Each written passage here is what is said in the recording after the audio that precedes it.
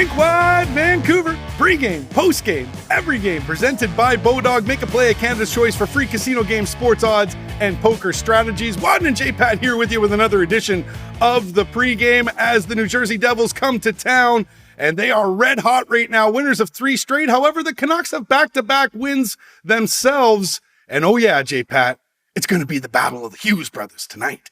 Yeah, I guess this is going to be the storyline as long as Quinn is a member of the Vancouver Canucks and Jack and, of course, Luke in the system as well. It won't be long before he's part of the Devils as well. But tonight, it's just the two. The parents are in town, and Quinn is back, and that's probably the best news of all for the Vancouver Canucks. Battling through something that has kept him out for the last 4 games, but he has played 5. He's a point-a-game guy. We know how talented he is. And you're right, he joins a Canucks team that seems like it's found a little bit of stability with those back-to-back wins over the Seattle Kraken and the Pittsburgh Penguins. But I will say this, that in their brief time together in the National Hockey League, Jack has enjoyed a lot more success against Quinn than the other way. The Devils 3-1 in this battle of the brothers, and Jack has 5 points in those 4 games. Some lineup changes perhaps for the Canucks tonight, maybe a new face or two? Yeah, it certainly looks that way. Optional skate this morning, so Bruce Boudreau wasn't tipping his hand, but I think Jack Studnicka gets inserted in as the third-line center. We talked about the fact that Quinn Hughes is back, so he's not necessarily a new face, but a welcome one. But Ethan Bear is a new face to this organization. I thought it might take another practice or two for him to get in. I wasn't sure if the Canucks would want to break up a winning lineup, but it certainly looks like Ethan Bear and Riley Stillman will return to the lineup for the Vancouver Canucks. And that means that Kyle Burrows and Jack Rathbone are likely to come out, which is unfortunate for them because I think both have pulled their weight and played reasonably well. And I think the fan base wants to see more of Jack Rathbone, but maybe getting Quinn Hughes back makes Rathbone a little bit redundant at this point. But boy, I hope Jack Rathbone is in the future plans of the Vancouver Canucks, but looks like he's going to have to sit here tonight as Riley Stillman returns from injury and we get our first look at Ethan Bear on the right side of the defense. Now, the Canucks made Ilya Mikheyev a part of their future plans this summer, and he's red hot right now. Points in 3 of his last 4 games. Yeah, and 4 points in these 2 wins. He had the 2 goals in Seattle. He backed that up with a couple of assists, taking the puck hard to the net. And this is a sign of, I think, confidence in a player that maybe needed a few games under his belt, getting back off the knee injury to start the season. And also, we're seeing some bursts of that speed. Not so much in open ice, but if he gets a step on a defenseman, he's able to cut hard to the net. And that certainly was the case on the Kuzmenko goal the other night that made it 3-1 in the third period. Mikheyev took a pass from Elias Pettersson, drove to the net, didn't score, but got the puck back to Luke Shed at the point, and then his point shot was deflected by Andrei Kuzmenko to give the Canucks a little bit of breathing room, and of course they rolled from there to beat the Penguins 5-1. But Mikheyev getting a great opportunity with his countryman Kuzmenko, but also Elias Pettersson, who's been the driver of so much offense for this hockey club in the early going. So looking forward to seeing if Ilya Mikheyev can keep it up tonight. The Devils, they love to play with pace and tempo. They're an up-paced team, or up-tempo team, rather, with some speed, and that certainly seems like it would fit into the game that Ilya Mikheyev likes to play.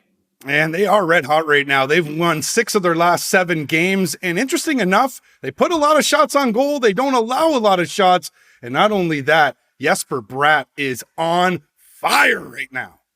Yeah, and it feels like not enough if people around the NHL are talking about Jesper Bratt, so we're going to in a second here. But just to your point, Andrew, the Devils lead the NHL in average shots per game at 39.2 shots per game, and they are the stingiest team in the league when it comes to giving up shots. In fact, they haven't given up more than 25 shots in a game this season. And just check out these numbers. These are their shot totals by game so far this year. 37, 39, 41, 43, 36, 41 twice in a row, and then just 23 against the Colorado Avalanche, but they beat them 1-0. And then the other day against Columbus on Sunday, 53 shots on goal. They outshot the Blue Jackets 53-22. So already in 9 games this year, the Devils have hit 40 shots on 5 occasions and 50 shots on 1. So Thatcher Demko, he better be ready to go tonight.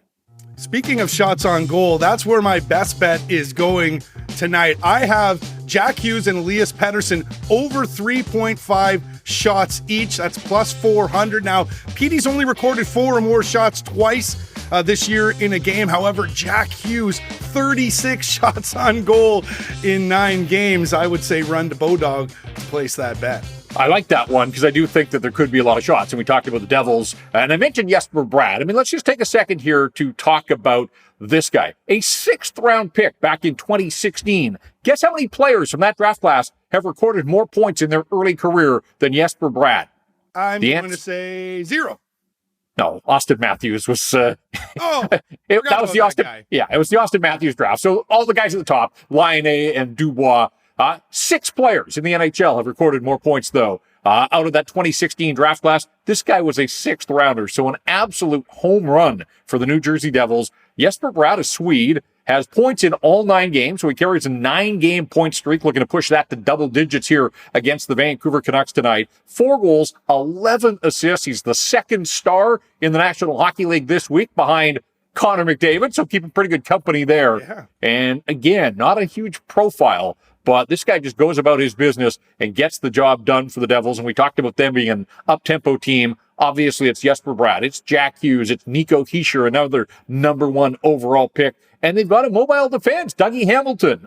He's leading the charge there. And so this is a team that can score goals. But as we said, they just beat Colorado 1-0. So they're able to defend and play that style as well. Now, the key to all of this is, can they get saves? Because last year, that was their undoing. They couldn't get a save when they needed it. They were a decent team, but you need goaltending in the NHL. The Canucks know that, and we'll see if the Devils can get it. Vitek Vanacek, who came over from Washington, he has backstopped them to these 3 wins on this 3-game win streak as they come here tonight. So I'm assuming that he's going to get the nod, and we'll see if he can get the job done. And of course, at the other end, it looks like it's going to be Thatcher Demko, who hasn't played since last Thursday night when he picked up his first win of the season in Seattle. And that leads me to my do-something candidate for this hockey game, and it is the guy between the pipes for the Vancouver Canucks. We saw Spencer Martin author a nice story against the Pittsburgh Penguins. Maybe a little bit of heat on Thatcher Demko. I'm not here to try and drive this story of a goaltending controversy, but if the Canucks have some confidence in Spencer Martin, maybe he earns a few more starts along the way. Thatcher Demko's got the net tonight. He wants to keep it. Yes, he got a win in Seattle, but his individual numbers nowhere close to where he wants them to be. And now you're facing a Devils team that just throws pucks from everywhere. That's how you get to 40 and ultimately 50 shots. So Demko's going to have to be ready. I think he's going to be busy in this one. Has been up to the challenge for the most part in his time as a member of the Vancouver Canucks. It's been a bit of a sluggish start for him, like his team, but they're on a bit of a roll here. And we'll see if Thatcher Demko, well rested, having not played since Thursday at Climate Pledge Arena, we'll see if he's up to the challenge. So Thatcher Demko is my do-something guy for the Vancouver Canucks tonight. Boy, look at this. J-Patch is such a tough marker. 10 games into the year, already asking Thatcher Demko to do something. Let's see if Thatcher Demko can do something tonight, and we'll recap all of it with the post-game podcast. We'll have that for you available as quick as we can on your favorite podcast platform. Should be a good one tonight. J-Pat, another edition of the Hughes brothers facing off against one another at Rogers Arena. This has been another edition of the Rink-Wide Vancouver podcast presented by Bodog. For Jeff Patterson, I'm Andrew Wadden. Remember, Rink-Wide is the show that always scores.